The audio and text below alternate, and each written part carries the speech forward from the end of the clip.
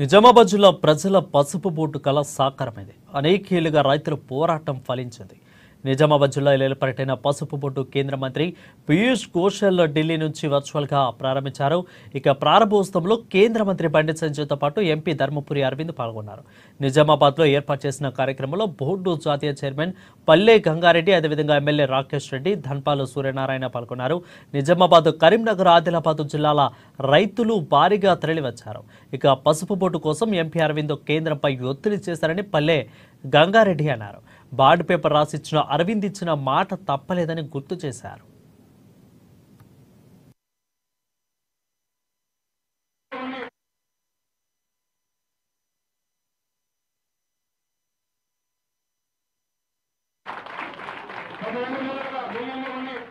పసుపు బోర్డు విషయంలో నిరంతరం కృషి చేసి పసుపు బోర్డు కేంద్రీయ కార్యాలయాన్ని తెలంగాణలో అది నిజామాబాద్ లో ఏర్పాటు చేయడానికి సహకరించినటువంటి గౌరవ మాననీయ ప్రధానమంత్రి నరేంద్ర మోదీ గారికి, commerce and industry minister Piyush Goyal గారికి, కేంద్ర బొగ్గు గనుల శాఖ మంత్రి, రాష్ట్ర బీజేపీ అధ్యక్షులు గౌరవనీయులు కిషన్ రెడ్డి గారికి, కేంద్ర హోంశాఖ సహాయ మంత్రి గౌరవనీయులు బండి సంజయ్ కుమార్ గారికి, అదేవిధంగా ఈ ప్రాంత రైతుల కళ నెరవేర్చడానికి నిరంతరం సంఘర్షణ శ్రమించినటువంటి నా ఆత్మీయుడు, నా సోదరుడు ధర్మపురి అరవింద్ గారికి నేను ప్రత్యేకంగా కృతజ్ఞతలు తెలియజేస్తా ఉన్నాను.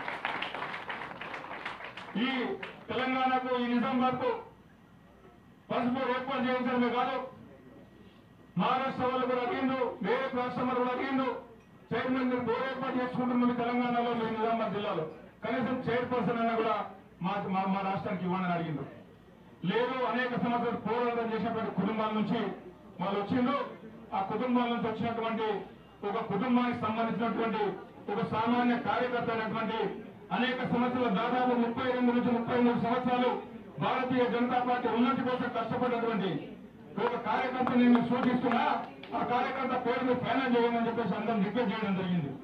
వాళ్ళు రిక్వెస్ట్ చేసిన వారి రిక్వెస్ట్ మేరకు ఈ అవకాశాన్ని ఇచ్చినటువంటి ధర్మపురి అరవింద్ ఈ పసుపు బోర్డు ఏర్పాటు కావడం జరుగుతుంది. మన నిజామాబాద్ కేంద్రంగా ఆ పసుపు రైతు అందరి కళలు నెరవేర్చడం కోసం నా శక్తి మేరకు పసుపు రైతులకు కావాల్సినటువంటి ప్రతి అంశాన్ని కూడా, పసుపు రైతులకు కావాల్సినటువంటి ఆధునిక బంగాళాలు మొదలుకొని, హైండ్ వెరైటీలు మొదలుకొని, పసుపు శుద్ధి కర్మాగారం కానీ, పసుపు పరిశోధన కేంద్రాలు కానీ, రైతులకు కావాల్సినటువంటి సబ్సిడీ పైన బాయిల్డ్ రైస్ మిల్స్ కానీ, టార్పాలిన్స్ కానీ, అదేవిధంగా ప్లాట్ఫామ్స్ కానీ ఇవన్నీ కూడా వచ్చే విధంగా కేంద్ర ప్రభుత్వం ద్వారా నా శక్తి మేరకు ప్రయత్నించి మీ అందరి ఆదరాభిమానాలు చూడబడ్డానని, మీరందరూ కూడా భారతీయ జనతా పార్టీని, కేంద్ర ప్రభుత్వాన్ని, నరేంద్ర మోదీ గారికి అండగా ఉండాలని మీ అందరూ కూడా మరోసారి విజ్ఞప్తి చేస్తూ ఈ అవకాశం మీ అందరూ కూడా ధన్యవాదాలు చెప్తున్నాను.